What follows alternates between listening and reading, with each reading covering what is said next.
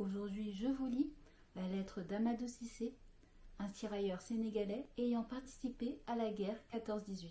En décembre 1914, il écrit « La France, notre beau pays, en sortira victorieuse avec ses alliés. Nos ennemis, les Allemands, sont partout battus.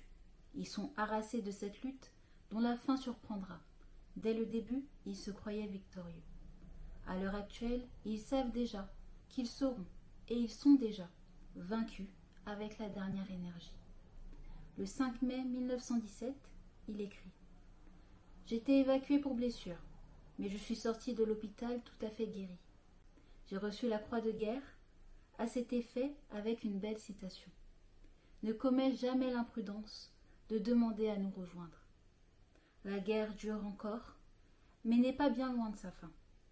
On peut espérer qu'elle se terminera avant la fin de l'année. Et il sera temps. Je t'assure, mon cher, qu'on a bien assez. Ici, les Grecs et les Turcs, au milieu desquels nous vivons, ont peur de nous. On ne peut ni leur parler, ni les approcher. Aussitôt qu'ils nous voient, ils fuient à grandes jambes.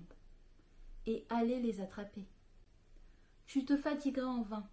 Enfin, tout cela ne vaut pas la paix. La plus douce récompense qu'on peut me faire, c'est de me retourner au Sénégal. Nuit et jour, je pense à ce beau pays. En novembre, il fait état d'un coup de froid et sera évacué en Algérie, ayant eu les 2 pieds gelés. Je t'écris d'Alger, où je suis arrivé hier. Je vais mieux, je ne puis t'indiquer encore la date probable de ma sortie, car j'ai été bien atteint, et pour me remettre il faut du temps. Toutefois, je viendrai passer ma convalescence au Sénégal, s'il plaît à Dieu. Rien de bien particulier à te raconter. Je ne puis te renseigner sur Alger, étant donné que couché, je ne puis encore aller en ville. Le 25 mars 1918, il écrit « Je t'informe que mon hospitalisation en Algérie a été occasionnée par le froid. J'ai les 2 pieds gelés, mais je me porte bien mieux à l'heure actuelle, ainsi que le prouve mon écriture. À ma sortie d'ici, j'aurai une convalescence à longue durée. Que je viendrai passer parmi vous, s'il plaît à Dieu. Tu peux en être certain.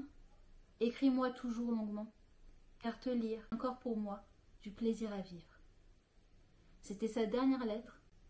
Un télégramme du 19 juin 1918 annonce son décès à l'hôpital de Bonn, aujourd'hui à Naba.